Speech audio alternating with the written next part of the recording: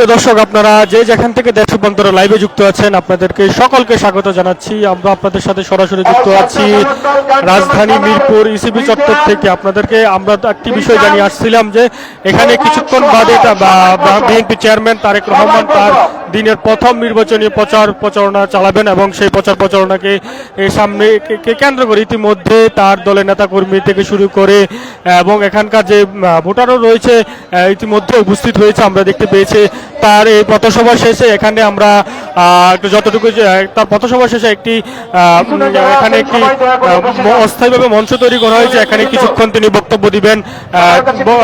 তার দলের যিনি জানিয়েছেন তিনি তার যে আসন রয়েছে সেই আসনে নির্বাচন পরিচালনার যে প্রধান সমন্বয়কারী আব্দুল সালাম তিনি জানিয়ে আসছিলেন সেই মঞ্চটি ইতিমধ্যে তৈরি হয়েছে। আমরা দেখতে পেয়েছি অস্থায়ীভাবে তিনটি ট্রাকের মাধ্যমে অস্থায়ীভাবে একটি মঞ্চ তৈরি করা হয়েছে। সেই মঞ্চটিতে কিছুক্ষণ পরে দুপুর 2টাতে তারেক রহমানের এখানে উপস্থিত হয়েছে বক্তব্য প্রদান করার কথা রয়েছে নেতাকর্মী সহ আর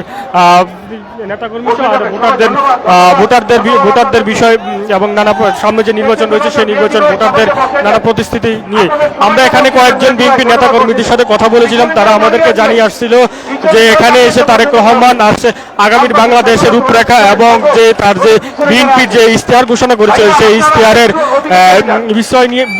বিষয় নিয়ে এখানে বক্তব্য দিবেন তার বিএনপির পক্ষ থেকে নেতাকর্মীরা ইতিমধ্যে আমাদের জানিয়ে গেছেন।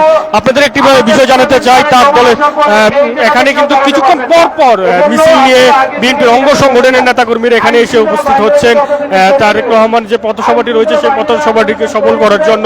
আমরা যদি কয়েকজনের সাথে একটু কথা বলতে চাই সেই বিষয়টাই নিয়ে গেছে তারেক রহমানের পথসভার বিষয়।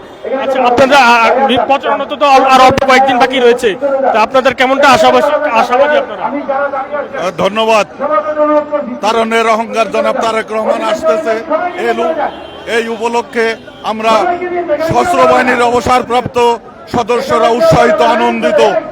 আজকে তারেক রহমানের আগমন উপলক্ষে আমরা সশস্ত্র বাহিনীর সদস্যরা খুবই আনন্দিত।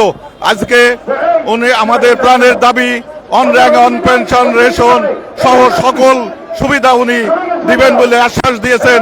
সেই উপলক্ষে বাংলাদেশ সশস্ত্র বাহিনীর অবসরপ্রাপ্ত সদস্যরা সকলেই একমত পোষণ করছে এবং ওনাকে শুভেচ্ছা জানানোর জন্য সকল জায়গা থেকে আপ্রাণ চেষ্টা করছে এবং তাকে বিপুল ভোটে বিজয়ী করবে ইনশাল্লাহ। ধন্যবাদ সবাইকে। দর্শক, আপনারা শুনছিলেন এখানে অবসরপ্রাপ্ত সশস্ত্র বাহিনীর দল এখানে উপস্থিত হয়েছে তারেক রহমানের এই আগমনকে ঘিরে। আপনার এই পথসভাটিকে ঘিরে ইতিমধ্যে নেতাকর্মীদের মধ্যে ব্যাপক উচ্ছ্বাসিত দেখতে পেয়েছি। পথসভাটির বিষয়ে যদি আপনাদেরকে একটি বিষয় বলি, সেই বিষয়টি হচ্ছে যে ইসিবি যে গোল চত্বর রয়েছে সেই গোল চত্বর যে সড়কটি রয়েছে সড়কটির একটি সাইডে মূলত হচ্ছে পথসভাটি অনুষ্ঠিত হচ্ছে। তবে রাস্তার অন্য পাশে যেহেতু সড়কটিতে রয়েছে সেই অন্য পাশে সেই সড়কটিতে ইতিমধ্যে যান চলাচল করছে। রাস্তার একটি পাশে মূলত হচ্ছে এখানে পথসভাটি অনুষ্ঠিত হচ্ছে। আমরা যদি আরেকজনের সাথে কথা বলে যাই যে বিষয়টি প্রচারণা তো প্রায় শেষের দিকে আসছে, আপনারা কেমন আশাবাদী বা আপনাদের দলের চেয়ারম্যান? আমরা আশাবাদী। প্রচার প্রচারণা শেষ হয়েছে, আর কিছুদিন বাকি আছে এবং প্রতিটা ঘরে ঘরে শুধু রব উঠেছে ধানের শীষ এই বলে রব উঠেছে। আর আমরা এখান থেকে প্রধানমন্ত্রী হিসেবে ঘোষণা করব তারেক রহমানের এখান থেকে প্রধানমন্ত্রী হবেন এবং বাংলার দেশে দেখিয়ে দেবে এই 17 আসনের বিপুল ভোটে উনি সারা বাংলাদেশের শ্রেষ্ঠ ভোট পাবেন। সবাইকে ধন্যবাদ। দর্শক, আপনারা জানেন যে ইসিবি যে চত্বরটি রয়েছে এটি তারেক রহমানে এখান থেকে হচ্ছে মূলত হচ্ছে আসছে যে ত্রয়োদশ জাতীয় সংসদ নির্বাচন রয়েছে সেই নির্বাচনে এখান থেকে তিনি প্রতিদ্বন্দ্বিতা করছেন। তিনি এই 17 আসন থেকে তিনি প্রতিদ্বন্দ্বিতা করছেন। এছাড়া তারেক রহমানের আজ রবিবার এবং গতকাল সোমবার মূলত হচ্ছে ঢাকা শহরের 14টির মতন নির্বাচনী প্রচারণা জনসভায় তিনি যোগ দিবেন। ইতিমধ্যে আজকে কিন্তু মূলত হচ্ছে তার দিনের শুরু হবে দুপুর 2টা থেকে তার এই পথসভা দিয়ে। তার পরবর্তীতে তিনি হচ্ছে ঢাকা 16 আসনে পল্লবীতে যাবেন। এর পরবর্তীতে তিনি ঢাকা 15 আসন মিরপুর 10 নম্বর গোলচত্বর ওখানে গিয়ে নির্বাচনী গণসংযোগ চালাবেন। পর্যায়ক্রমে ঢাকা 14, ঢাকা 13, ঢাকা 11 আসন সন্ধ্যার দিকে তিনি নির্বাচনী জনসভায় যোগ দিবেন। তেমনটাই কিন্তু তার দলের পক্ষ থেকে জানিয়ে আসছিল গণমাধ্যমকে। তার এই আগমনকে ঘিরে ইতিমধ্যে মঞ্চের আশেপাশে যে মঞ্চটি তৈরি করেছিল সেই আশেপাশেটি ইতিমধ্যে কঠোর নিরাপত্তা ব্যবস্থা যোগদান করেছে, বিশেষ করে তার যে আইন শৃঙ্খলা রক্ষাকারী বাহিনীর ইতিমধ্যে আমরা দেখতে পেয়েছি। এছাড়া ভলেন্টিয়াররা কাজ করছে যেহেতু কোনো ধরনের অপ্রীতিকর কোনো ধরনের ঘটনা না ঘটে।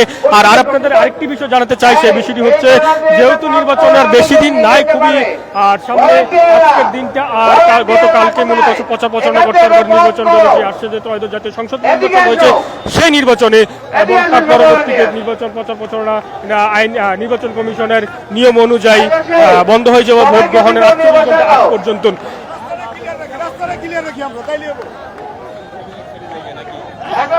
নির্বাচনে প্রচারণা শুরুর পর থেকে তারেক রহমান তিনি দেশের বিভিন্ন স্থানে বিভিন্ন জেলা এবং উপজেলায় গিয়ে ভোটার বিএনপির পক্ষে এবং ধানের শীষের প্রতীকের জন্য ভোট চেয়ে এবং গণসংযোগ করেছেন এবং তার দল ক্ষমতা গেলে যে সমস্ত নানা প্রতিশ্রুতি আসছিলেন এবং তার আজও প্রতিবেদন। এদিকে তার দলের নেতাকর্মীর ইতিমধ্যে গণমাধ্যমকে জানাচ্ছেন যে এখানকার যারা আসছেন তারা আগামীর প্রধানমন্ত্রী হিসাবে তারেক জিয়াকে তারা দেখতে চান, এখান থেকে তারা এই ঘোষণাটি দিতে চান যে আজকে যে পথসভাটি রয়েছে সেই পথসভাটি আপনাদেরকে একটু বিচিত্র দেখায় যে নেতাকর্মীরা কেমনটাও বেশ উৎসাহিত যে নেতাকর্মীদের।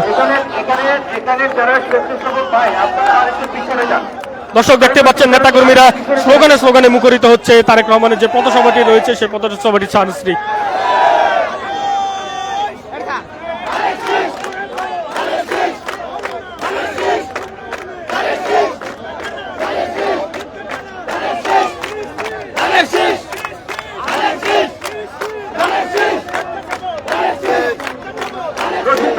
ওখানে সবাইকে বসিয়ে দেন, রশিদ ভাই ওখানে সবাইকে বসিয়ে দেন।